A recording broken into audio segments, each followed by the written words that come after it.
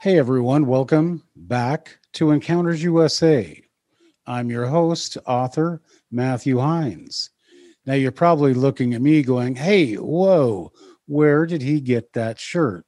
Well, here, check it out for yourself.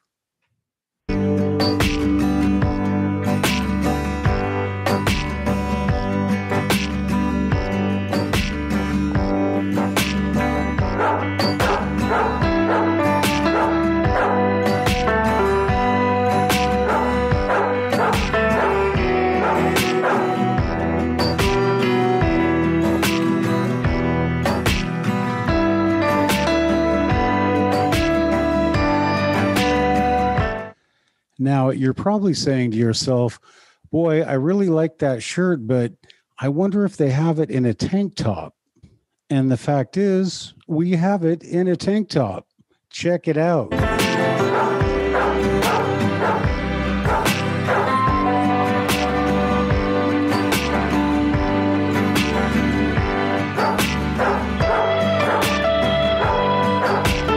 But now you're saying, well, yeah, I really love it in that tank top style, but if only they had blue. And what do you know? Here it is in blue. Check it out.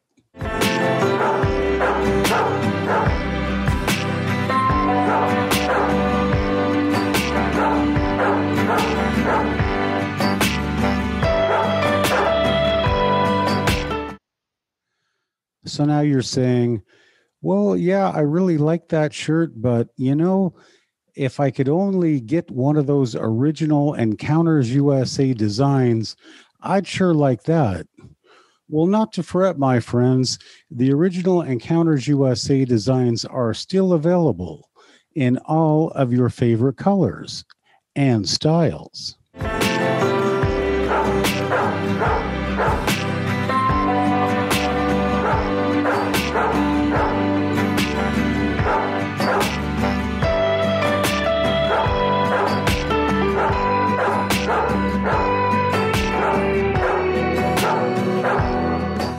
Now, aren't those designs exciting? And there's plenty more at EncountersUSA.com, so don't forget to check that out. Now, before we get on to our interview with Igor Burtsev, I have another great announcement to make, and that is that I have teamed up with the Sasquatch the Legend people, and we all know them as Ken and Lori Hamilton, and we are beginning what is going to be known as the Squatch Tour. That's right. We are starting squatchtours.com in the Olympic Peninsula. We're going to be giving you a lot more information later on, but we just want to give you a heads up, especially me, when you see that I'm not making so many videos anymore, because I'm over on the Olympic Peninsula, and I'm taking people to the famous Sasquatch areas, the places where Sasquatch has been seen, and places where Sasquatch research may or may not be going on. So that's really exciting, and people will be able to do the Sasquatch tour hopefully starting in August. We are getting our buses ready to go, and we are getting everything in line, in order, so that we can start squatchtours.com so that you can do the Squatch tour yourself. Now, let's get on with our interview with Igor Burtsev. Before we begin, I need to explain a couple of things. The first thing is that I have not done any podcasts or interviews since I have returned from Metaline Falls and from my Bigfoot research with Igor Burtsev. All of this is going to be laid out in the subsequent interview. It is going to be an incredible story. I just want you to know that this interview you're going to see is the beginning of a relationship between Igor and I that started here basically in a random meeting about 9 o'clock at night in Metaline Falls. When I asked him for an interview, I did the interview the next day, and I had no idea that for the next almost week that Igor and I would be I guess, partners in some strange encounters and some Bigfoot research outside of the Colville area in Washington State. So I don't want to leave this too much longer. I want to get right into the interview. But before we start this interview, I just want everybody to know that this interview is the beginning and only a small part of an almost week-long experience with Igor Burtsev, where we encountered some very strange, unusual activity. And this is going to actually entail 2 documentaries coming up. One is going to be my relationship with Igor Burtsev started in Metaline Falls. I did not know Igor Burtsev before I went to Metaline Falls. I had heard brief, scant things about him. And when I went to kind of get together later on, after kind of the Metaline Falls Festival was over on the first day, I just happened by chance to run into Igor. I asked him for an interview and he agreed. And from then on, Igor and I were to not only do the interview you're about to see, but this will be the basis for not only this documentary about the Metaline Falls Festival, but also about our subsequent Bigfoot research that we did outside of the Colville area up in the mountains in Washington State. So I think that if you are an Igor Burtsev fan, you are going to find this interview fascinating. I think it's a really great insight into Igor Burtsev, who has a great and fascinating history that began long before he ever got interested into Bigfoot. Now, I'm also going to say that after I started posting my information and stuff from our Bigfoot research expedition, that I started to get a lot of feedback. And, I want to say people almost, saying mean things. And I know that there are things that have happened with Igor that I didn't have anything about, and I didn't know anything about, excuse me. And there's nothing I can say about that. All I can say is that when we were doing our Bigfoot research, some strange things, UFO activity, other stuff I'm not going to mention right now, did happen. And the whole time Igor just said, I don't really know. I don't want anything to do with it. And so it's not like he was saying, okay, yeah, well, we can, say this or say that. No, he was saying, I don't want anything to do with it. And as the subsequent documentary comes out and you see what happened, then you're going to say, wow, and well, you'll see. But right now, I just want you to see our interview with Igor Burtsev. Please enjoy. Hello, everyone. We are sitting in the Washington Hotel in the middle of Metaline Falls, Washington. It is the second day of the Bigfoot Festival here at Metaline Falls, and we have a really exciting guest to talk to right now. He's one of the speakers, and I don't know if it's his first time in the U.S. It's probably not, but sitting with me is Mr. Igor Burtsev. Igor Burtsev, welcome to Encounters USA. Thank you very much. I'm glad to be here and to speak to you. Yeah, and it's great. It's a great honor to have you here, Igor. You've come a long way, and you have a lot of knowledge to share, and we're going to be talking about some really interesting things. And in the cryptid world, things you kind of keep getting repeated again and again. Igor's got some stuff that's going to blow you away. He's got pictures to show you, and he's going to be talking about a new type of cryptid. Where did this thing come from? But the first thing I want to talk to you about, Igor, is where are you from in Russia? The city. What city are you from? What city? Are you from Moscow? Oh, yeah. Minsk? I live in Moscow, yes. Okay. Though I was born in another place, but I live in Moscow for some 60 years. Okay. 60 years. Well, how lucky we are, because most Americans don't know any other cities in Russia than Moscow. So Moscow, that works out. Yes, yeah. So that works out great for us. So, how is this your first visit to America? How? Is this your first visit to America? No, I was in America a lot of times, and since 2004. Oh. First time I came 2004. After I was in 2006, like so, 2011, several times. I lived here for a long, and after that in 2015, 16. 18, 19, wow, and now 21.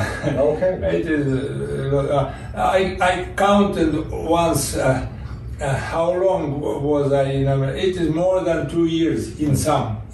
Wow. More than 2 years. Yeah, okay. More than 2 years. Okay, so then, all right. Well, then you're not a new guy. You're not new in the country.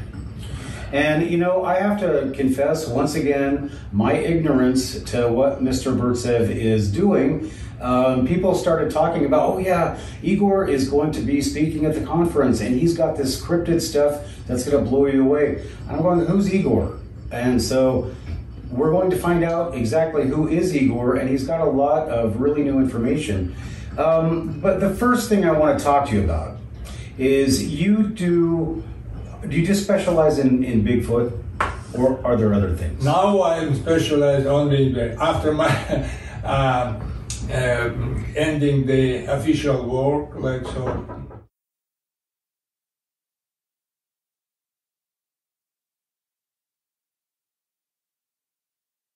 In Kettle Falls. No. Colville. In Colville. They live in Colville. Today we shall go, after my speaking, I will go to Colville. I'm going to Colville. I will live there. You connect with these people, okay, and you can find me there. Okay. I'm in Colville. Okay. For 5 days I will live there. Okay. With her, in her home. Okay. In Kelly's home. Okay. That is why you can find me there. Okay, we'll talk about that, because I'm going near Colville to look for Bigfoot. Maybe you can come with me. So, all right, well, let's finish this off.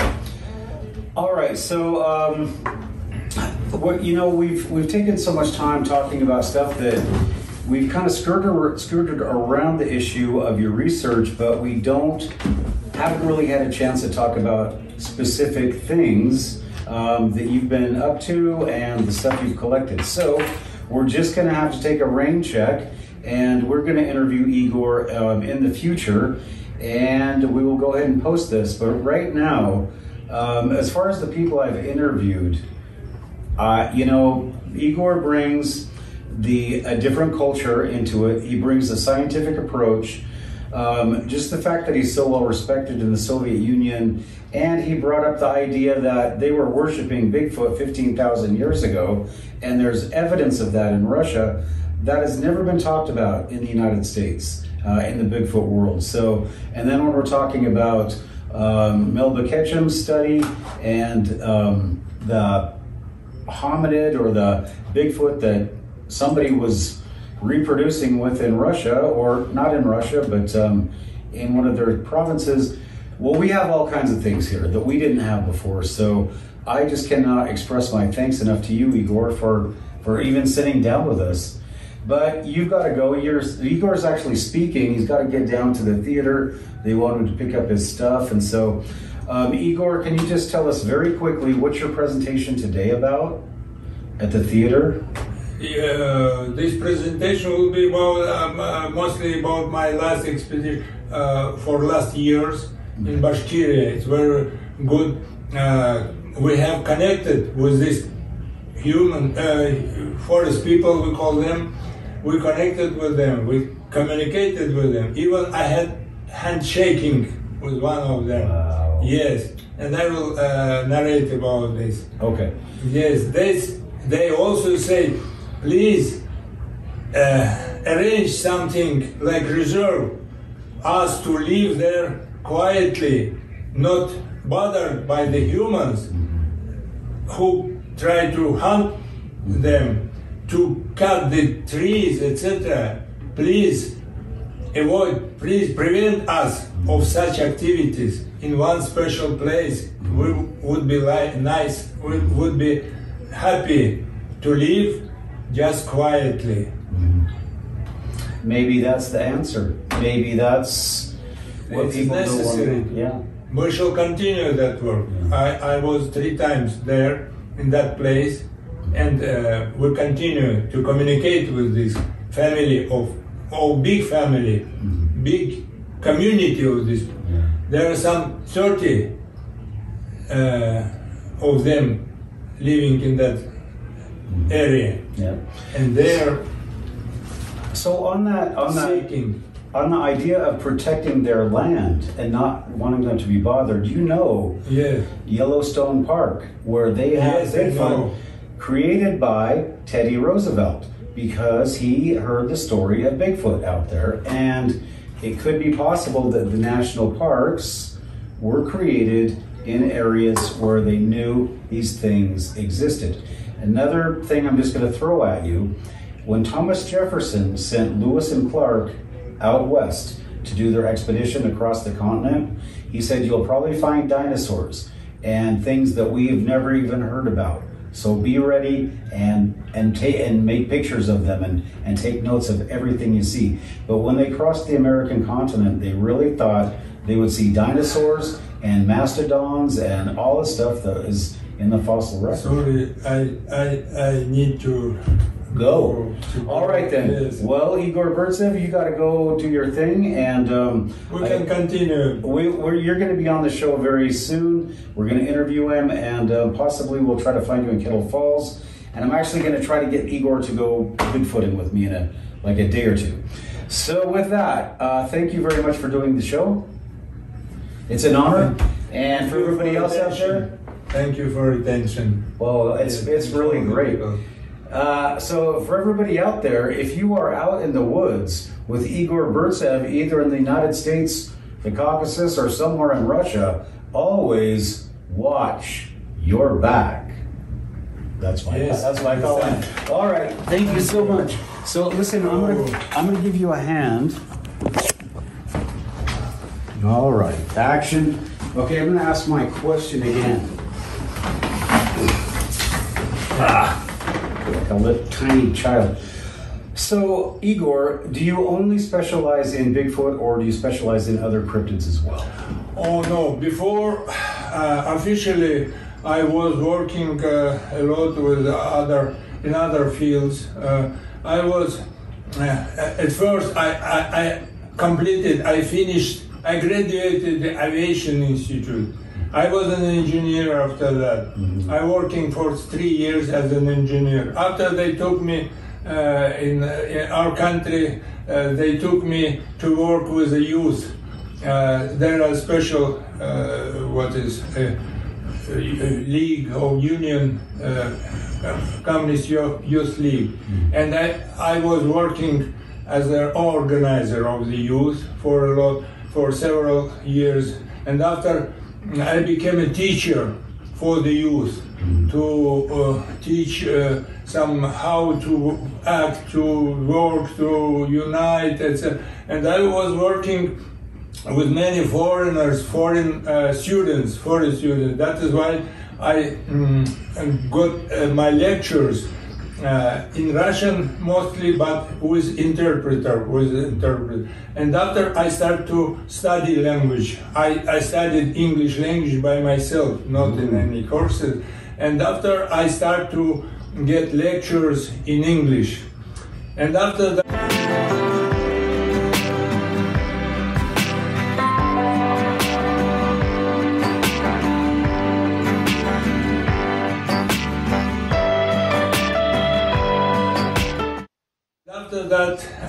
I became several years I was teacher, and after I entered I was in South Yemen. Oh, okay. I was sent by our Central Committee of the Youth Organization of the Youth Union. So now I know what you're talking about. I was in Oman. So you were in there in the 70s. You were in Yemen in the 70s and 80s? Yes, in southern Yemen. Yeah. I was in southern Yemen twice by half a year. Yeah. By half a year. And at first half of the year, I was helping them to establish the youth union in southern Yemen. Yeah. It was very nice work. It was, I think, the best time in my life. I was alone there. I was making what I think to do. Nobody pressed me. Nobody pushed me to do. Just it was my desire to work with the youth, and I was walking. I was running all over the country from Aden. Aden was the capital, that southern Yemen, to the Oman. Through all the country, there were 5 provinces. I was driving there for all the country. I was even I used the fisher boat to move, and we were standing on the coast to prepare some food there in the night, etc. Oh, it was nice time. This first half a year, and after we have some guests from other countries, from Germany, from Russia, from other countries. They come, and we have the Congress of the Youth Union and establish it. Establish Youth Union. And second time I come there to teach, to get lectures for them. Also I was moving to all of the country, through all the country, and giving them lectures. This time I gave in English, because I did not know Arabic, and there were local interpreters who interpret. I was alone again, and my assistant was also interpreter. He was translating into Arabic, but he was not for all the time. I'm being there just for 1 month.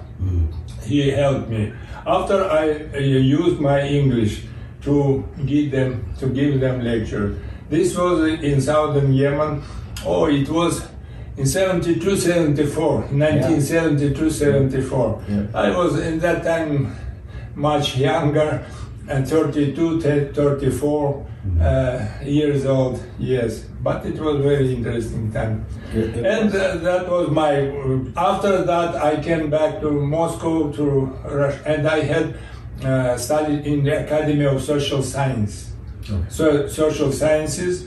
I am a student. I was a student, and what is aspiring for the PhD. That is great. And I studied 3 years, and about history of Arab countries, especially Yemen, and youth movement there, etc., etc. And my thesis were about the Arab, and I use Arabic sources for my thesis. And I became Orientalist, Oriental study teacher. And after that, I got back to Moscow. Again, I continued to be a teacher in that.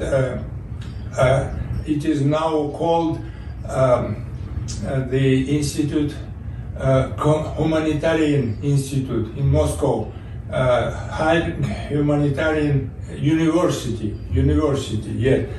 It was changed the name, and I was a teacher in this humanitarian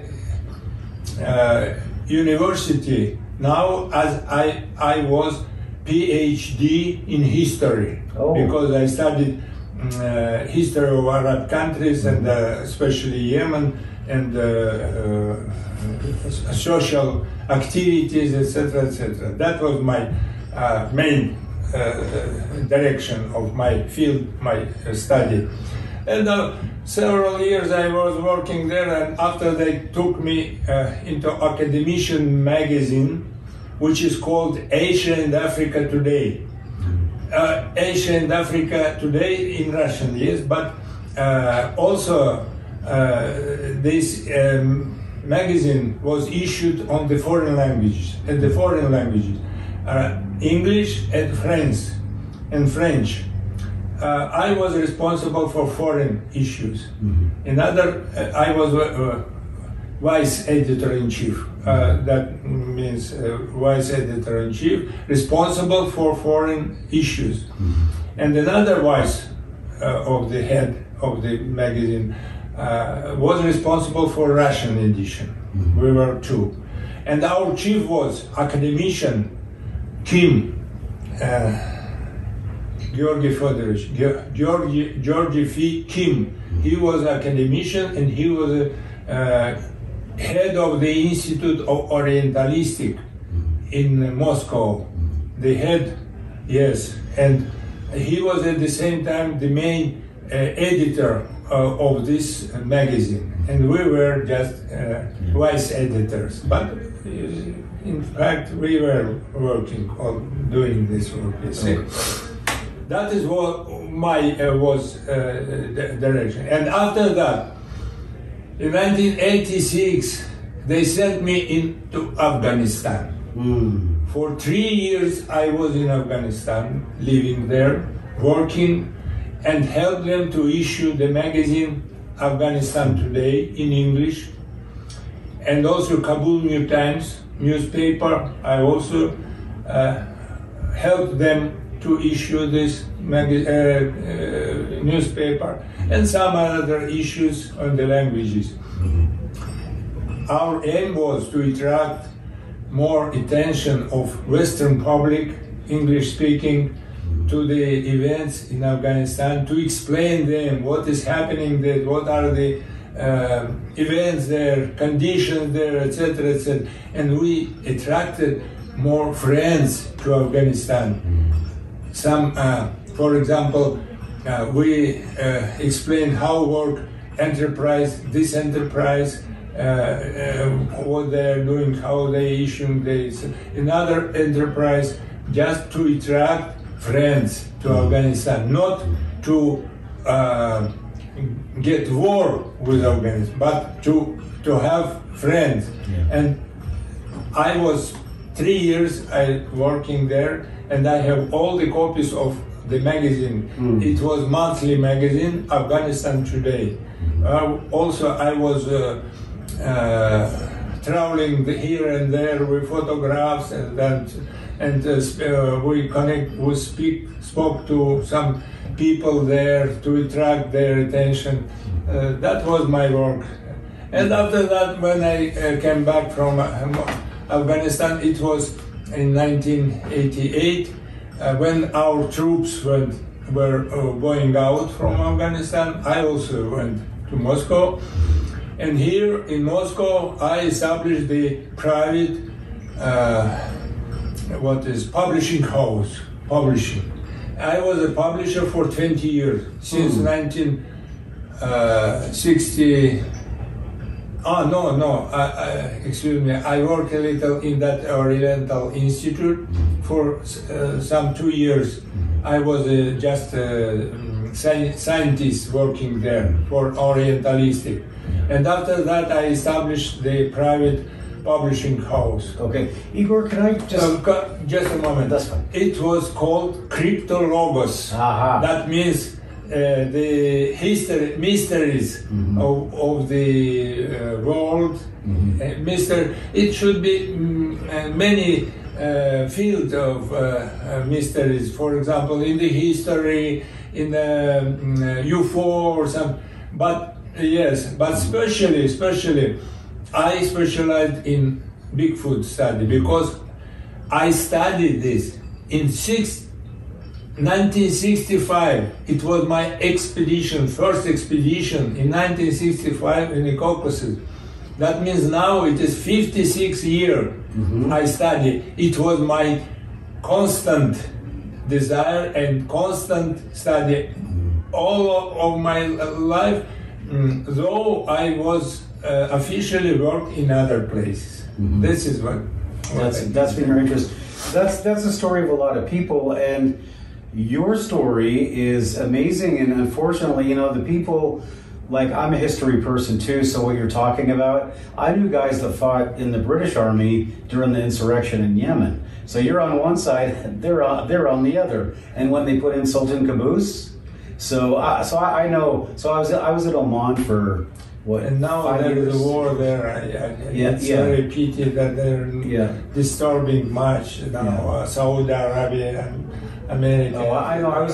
I worked for. I taught at the Air Defense Academy in Saudi Arabia. I look for the events there in Syria, in Iraq, and Libya. What has happened? I always follow that. You look what is happening there. You see, because I'm a specialist in that event. I know Arabic.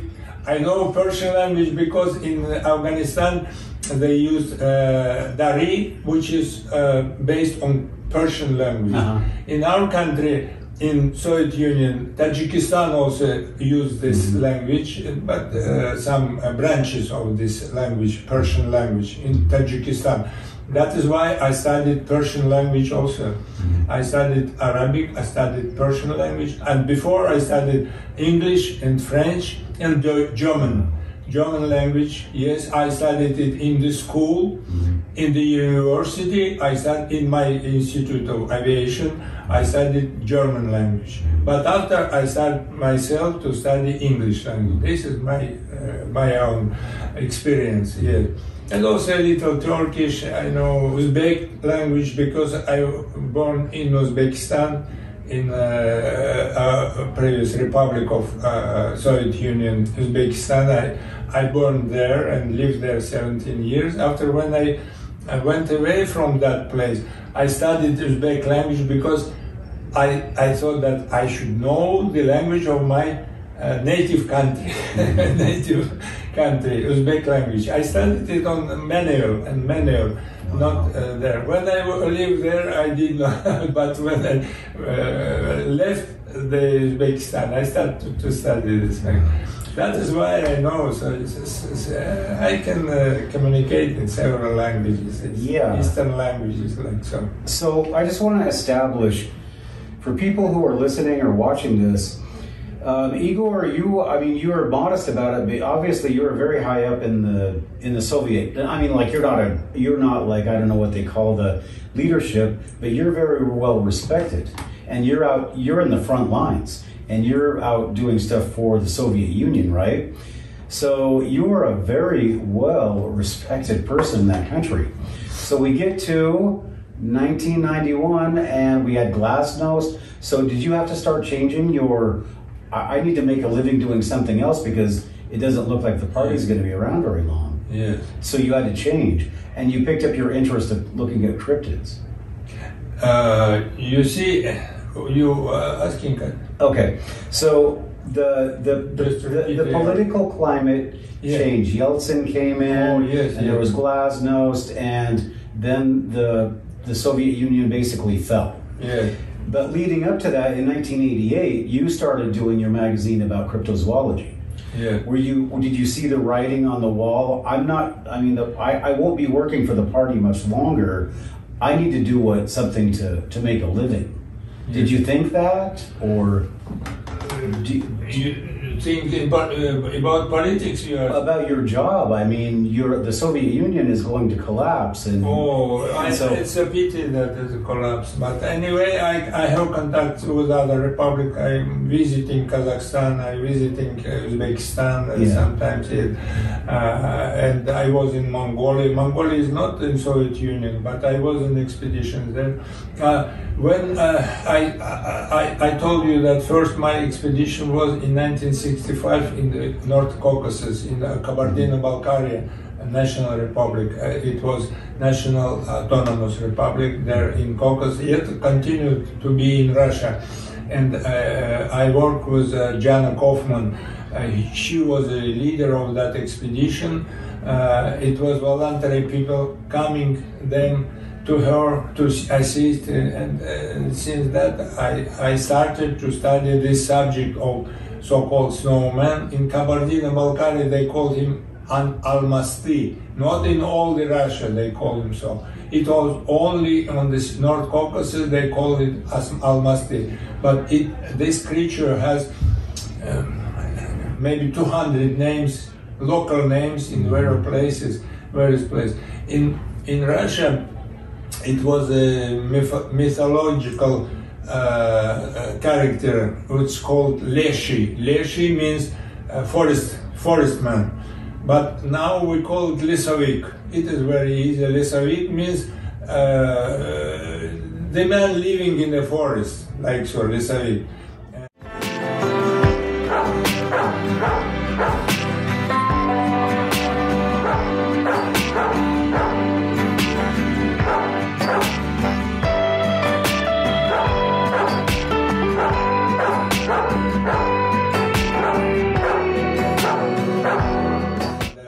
We see that it is a proper name for the people there. Not Almasty, not Almas, not other. Scientific name was hominoid. Mm-hmm. Yes, it was initiated by Professor Dr. Boris Porshnev, historian, and he was a historian and he was a philosopher. And he established this, he called this creature hominoid. Hominoid means human-like creature. It is Latin term. It is different of humanoid. Humanoid is English term, and usually it is used for alien, mm-hmm. coming. But hominoid is human-like creature living in the earth, on the earth. Yes, that is the difference. That is why we call it hominoid. And since that hominoid, the science initiated hominology, means studying of hominoids, of human-like bipeds creatures. That is why I call this creature hominoids, and the science hominology. Okay, yeah. But you know the English term hominid, which is like Lucy and yes, hominid are we are hominids. Yeah. We are people. Humans are hominids, and also some Neanderthals are hominids, like so. But hominid, it's mostly means humans. Humans, hominid. So, and this is also can be hominid, but it is another kind of hominid. Well, as we say, adjacent human. And now I say adjacent human. Okay. So that's where I really want to get into, because of what I know of Russia. First of all, let's talk about Encounters USA. I interview people, and I've always had an interest. I grew up in the Northwest, so we've heard the stories, never had any encounters, but there's always been the interest in it. And when I started doing Encounters USA, okay, there's Bigfoot. I'm really interested in aliens and UFOs, but I'm in the Bigfoot country, so I'm going to look at Bigfoot. When I started talking to people, the research, some people say primate. Right. Some people say alien, maybe it can disappear, it has all these powers and whatever. But this is the United States. In Russia, there's a different attitude. And are you taking a more scientific approach? And what I mean is anybody in Russia saying, oh, the Bigfoot, they come from the UFOs? They come from the aliens. Are people in Russia saying that? No, because you're taking a scientific. No, we say that, and all the people who studied there, we have not many people who studied this subject, just units, a few, but they consider they not connect, not got from UFO. They have. I know now. Before I rejected the connection, but now I see that there is some connection with UFO. Okay. There is some connection. But what is this connection? Maybe they are just interested in those places where UFO coming, and they are interested also. They visit that places where UFO coming. Maybe they have some relation with those who coming from UFO. They maybe they I don't know. It is some connection, but not. They are not going from UFO. Okay. Not going. That is why it is a difference. We call them hominoids. Yeah. Right. Yeah. And I'm just trying to explain to people that don't have like the anthropology background that a hominoid, because people might think, oh, he means hominid. No, he doesn't. Hominid, You mean a different thing. Yes, we say they are hominids, yes, Yeah. but other kind of hominids, not like humans. Okay, so what about Melba Ketchum's DNA study? Oh, very nice.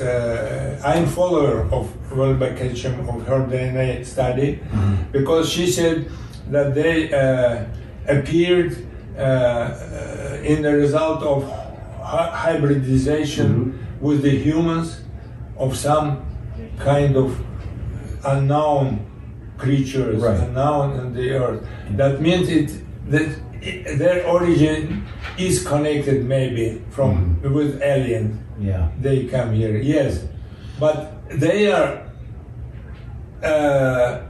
initiated, or they appeared in the earth. Yeah. In the earth. That somebody came. Maybe they came from some extraterrestrial. Yes, and copulated or hybridization, hybridized with human women, and it happened, as Melba Ketchum said, in the European, in the Eastern Europe. That means that yes, she said so, and that is why it may be. Originated in territory of Russia, modern Russia, yes. But before it was not Russia, maybe there, but on the Eastern Europe. And what is more interesting, it is my own idea, that at the same time, she said, they appeared, they originated in some 15,000 ago, Melba Ketchum said, and I will continue that.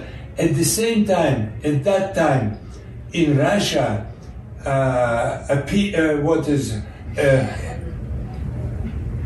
appeared the cult of forest god, which is called Veles.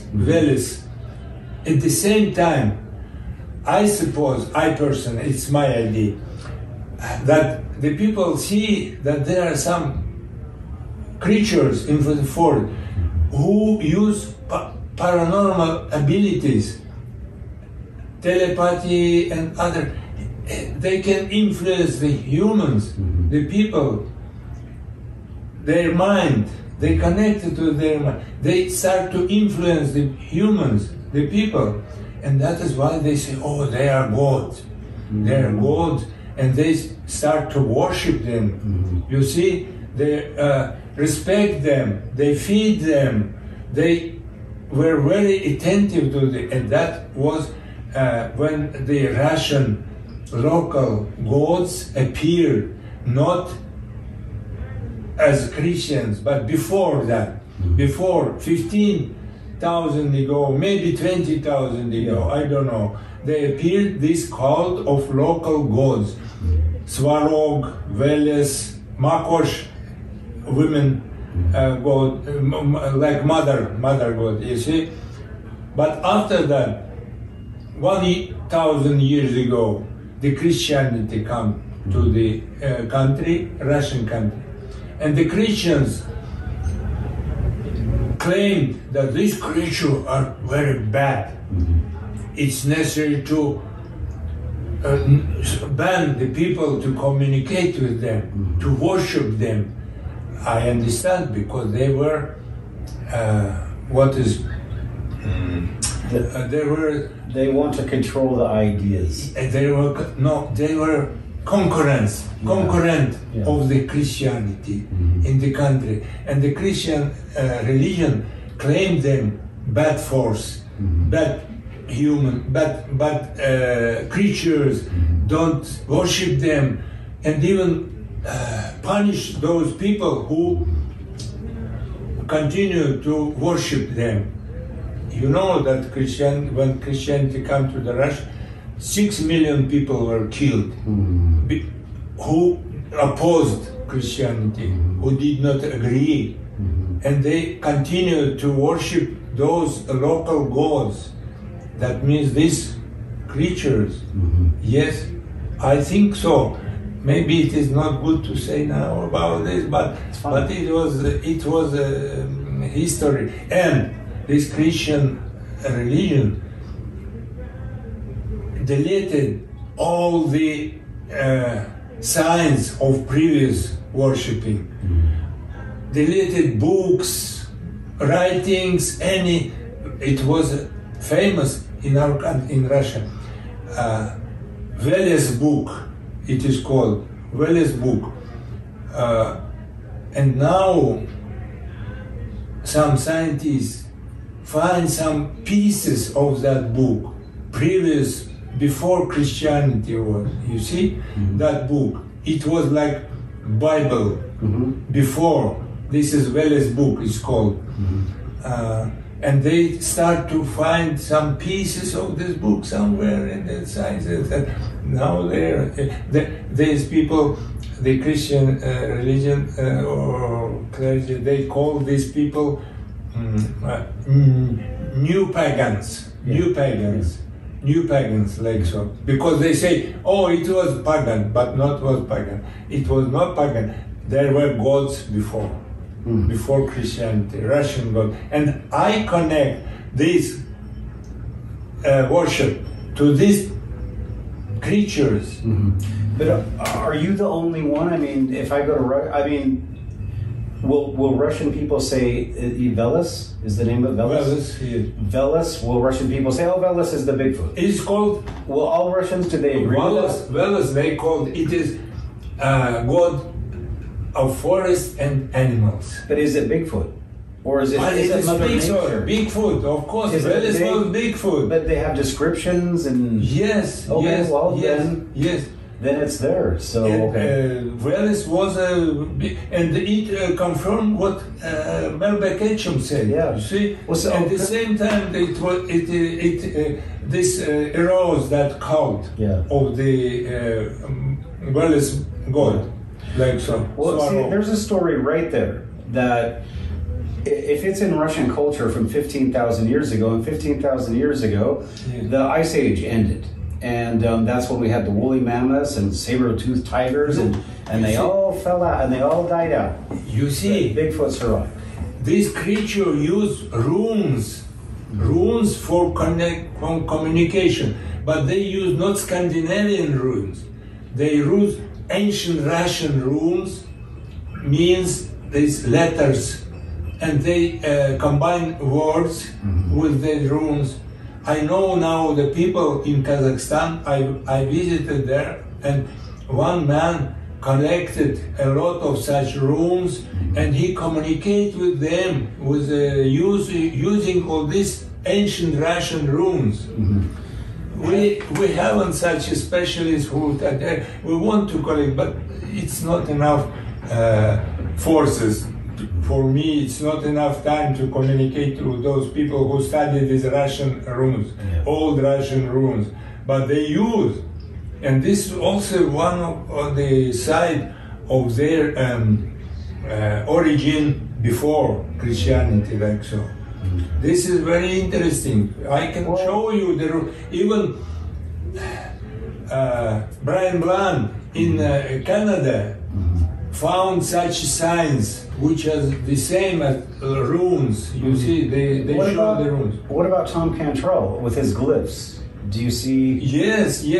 I agree with Tom Cantrell connected with Brian Bland. I knew Tom Cantrell since 2011. I visited him. He was taking me by his car from Washington State, from Rattlesnake Canyon, where I met with Bob Daigle and Paul Graves from Olympic Project, Paul Graves, and also Tom Cantrell was there. And Tom Cantrell told me, I say, I'm going to Oregon. He said, okay, let us go by my car. And we used his car to go to Oregon, McMinnville, and we found there in Oregon a lot of things connected with these creatures. We found them nests, and we have their beds, and also one man very active he was giving them some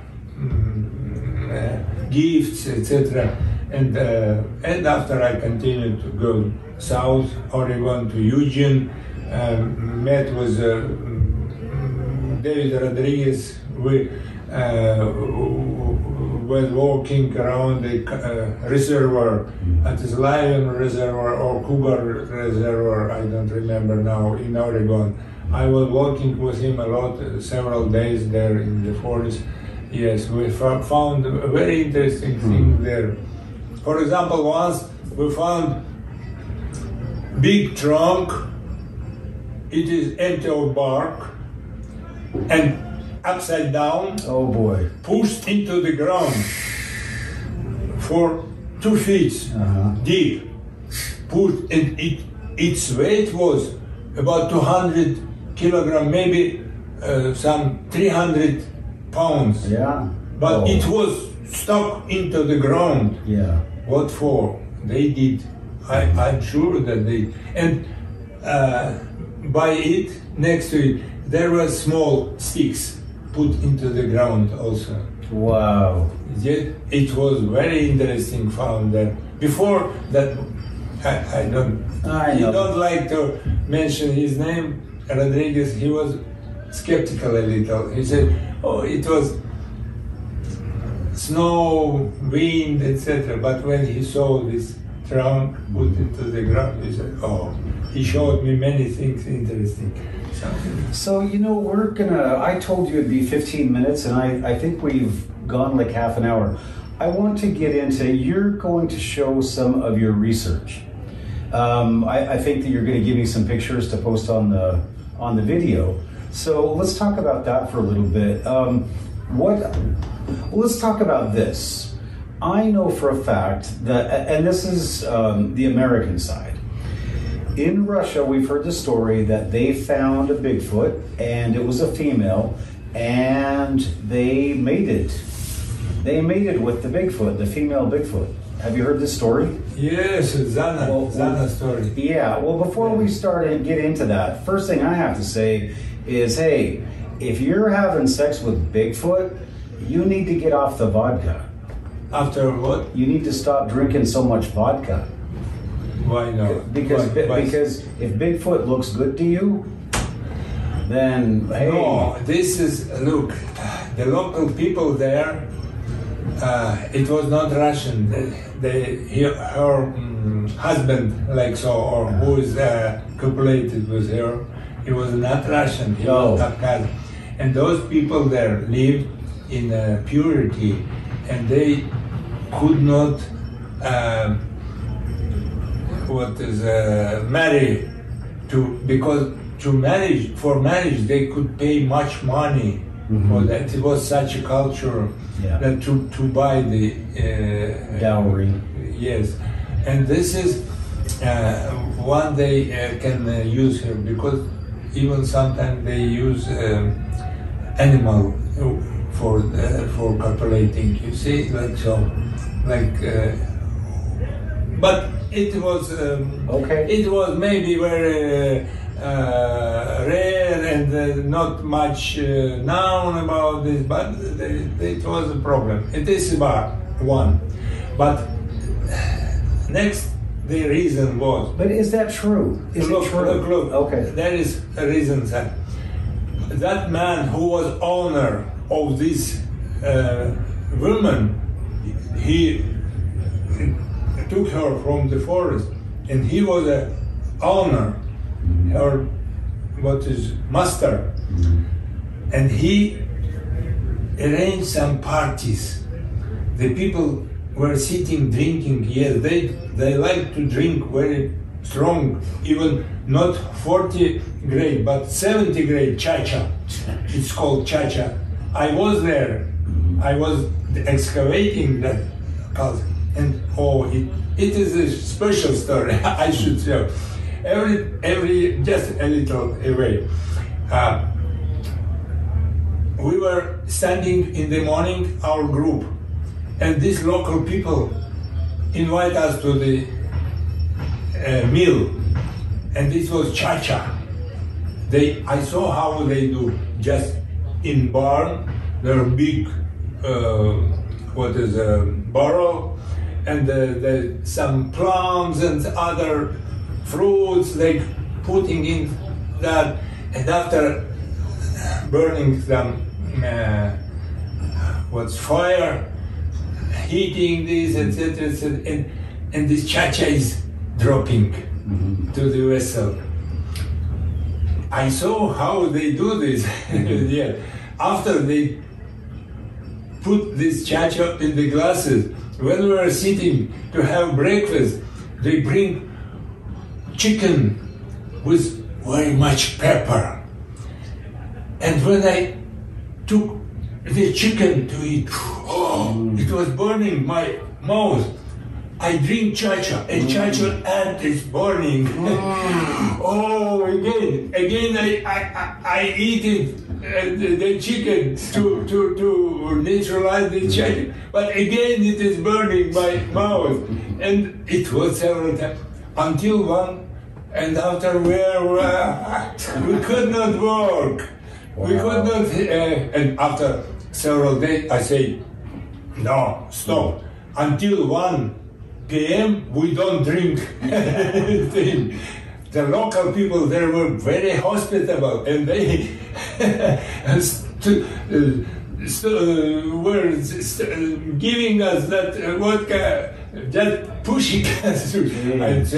I say, no, it's enough. And we started to work, and after noon, after 1 o'clock, 2 o'clock, we're sitting on around the table and can drink this cha-cha. It is very strong vodka, 70 grades, like so. There's such a tradition of their people there. Yeah. They live like, but they themselves drink very consciously, not much, not too much. For example, when you sit around the table, when they come to Moscow from Georgia, and when I was working yet in the youth organization, yes, they would have a relation, they come in around the table in the restaurant, and they drink very wise. One speaking toast, and only he drinks, no other people drink it. Second one speaking the toast, also drink, no other people drink. I understood this, I saw them, but my chief head he did not understand this. He drank every toast. I understood this, and so I did not. And this my chief was fell down and drunk. Those people were not, but my chief was there. I did not, because I understood how they drink. That means they are white drinking, and in Caucasus they drink, but they not drunk. Yeah, and they are in their consciousness.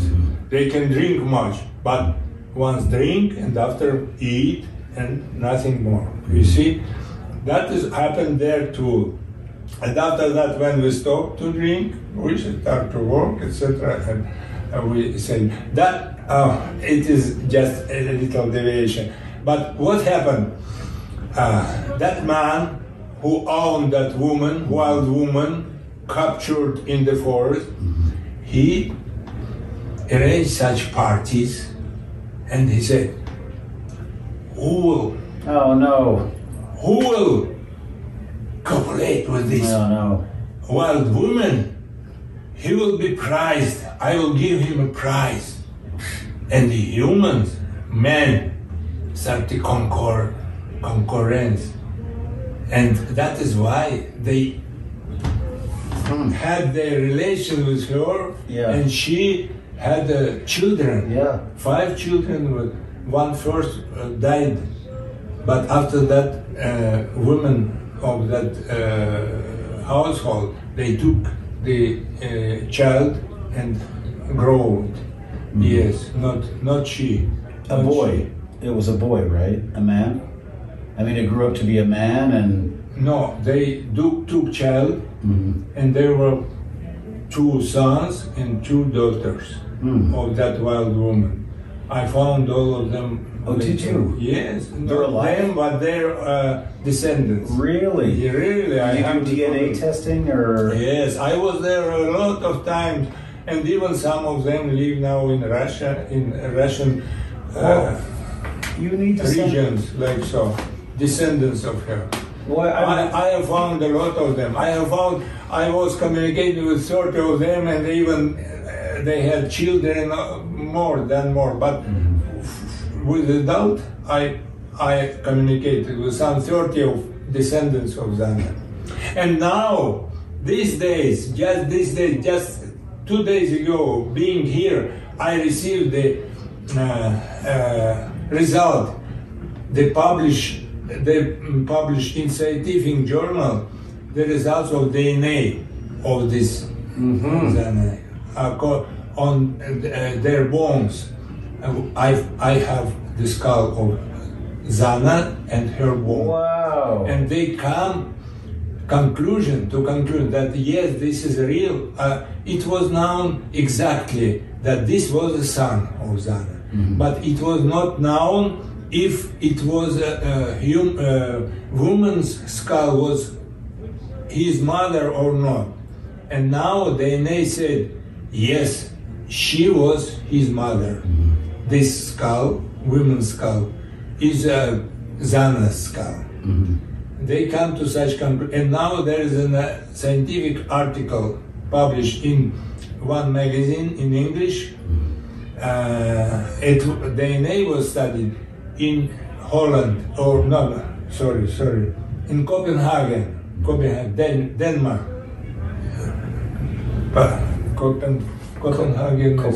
Copenhagen in Europe, Denmark, here, at the university.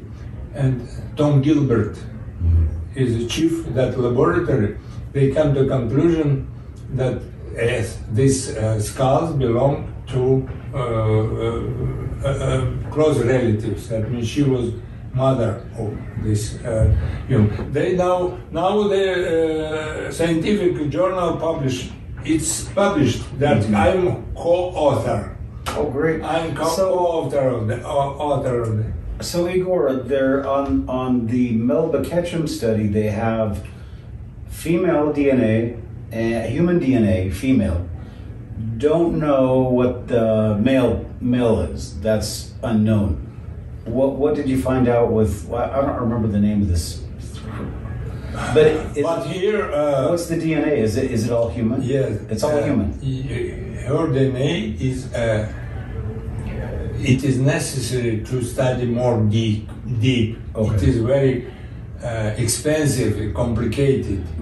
They were not going so deep to that study. You see, I know that the Society of Max Planck in Germany, they study so deep, and when they found the new species of human, which is called Homo altaiensis or Homo denisovan in Siberia, they found bones and they studied.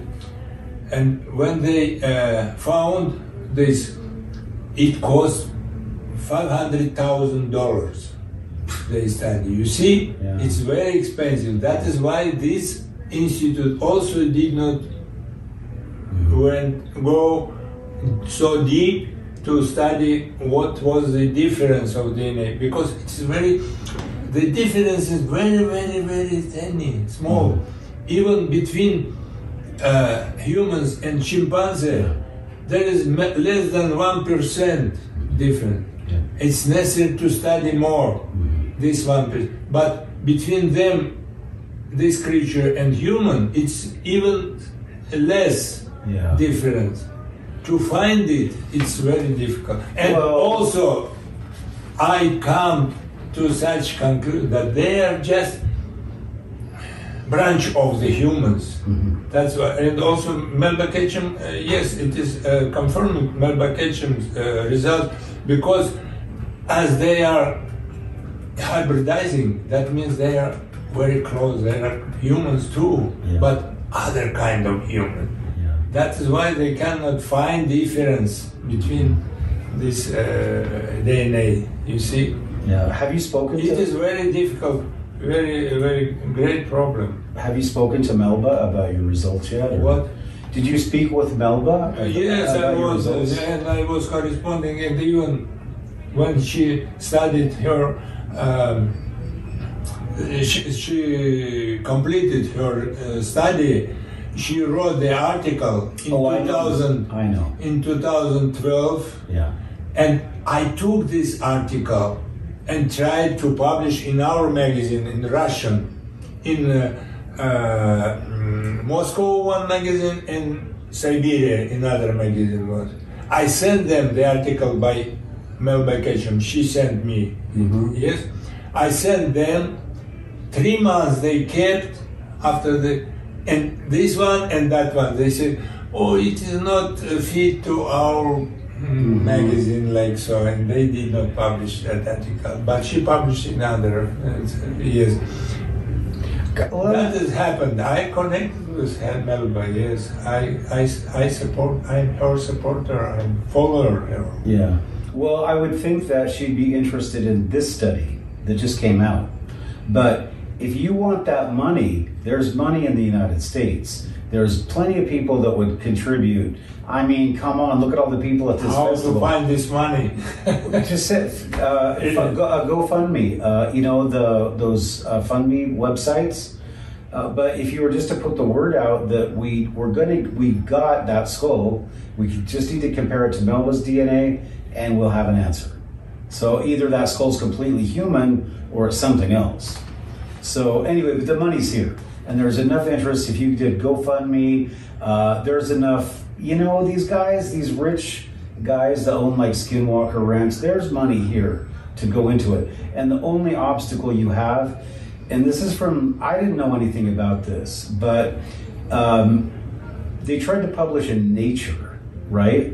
And it wasn't Nature that turned them down, it was the lawyers. Nature is orthodox. But it wasn't Nature, it was the lawyers. The lawyers turned them down. And somehow those lawyers are able to get all the way to Siberia and tell these people, don't publish this. What the heck is going on? Why don't they want this truth out? So, yeah, what are they trying to hide? Well, Igor, I am so sorry. Yes, sir. Yeah, I could say why the government doesn't want to study. Say it. Yeah. Look what is happening in the United States. There are problems with our Aboriginal people. They are protesting for some. They don't like when their environment is harmed, etc., etc. The government has a problem with this group of people, Aboriginal people. It's a very big problem. After that, the government has a problem with black people. There is a big problem there. You know, the last events when they say need this, etc., etc. This is problem with such a group of people, part of people, population. They have problems with Mexicans in coming to this country. Yes, they have problems with Muslims coming to the country. This is group. It's necessary to somehow to communicate with them. They also have problems with illegal immigration. Yeah. And now the new group appearing, this Forester, Bigfoot, etc. It's necessary. If they recognize, they should pay attention to them. They should keep their environment to let them go, live as they want. It is new group also need attention to them. You understand? Politically, that is why government does. They have, as Politis is publishing, that some corpse were found of this creature.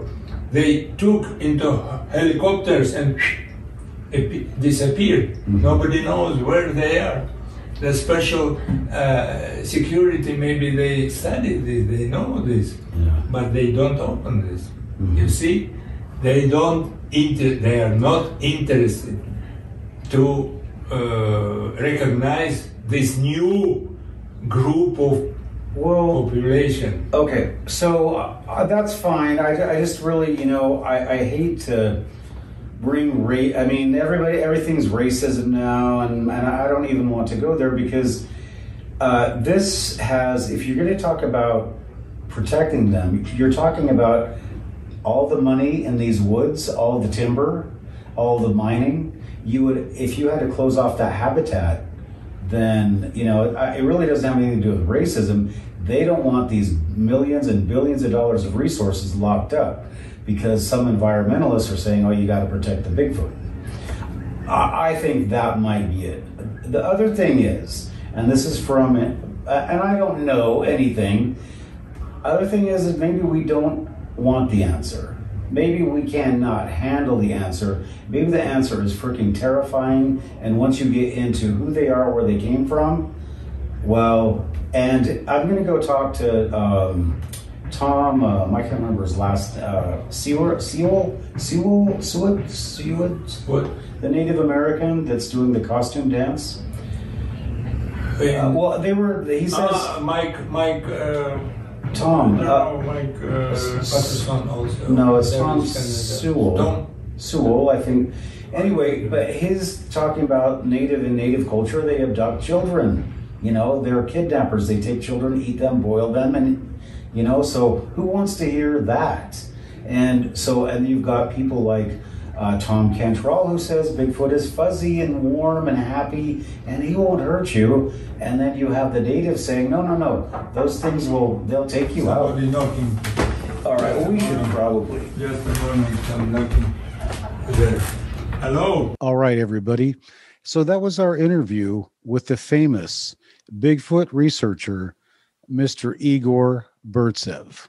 I hope you enjoyed it, and I hope you will continue to watch Encounters USA. If you haven't subscribed, please do so. And remember, if you're with Igor Burtsev out in the woods in Russia or in the United States, always watch your back.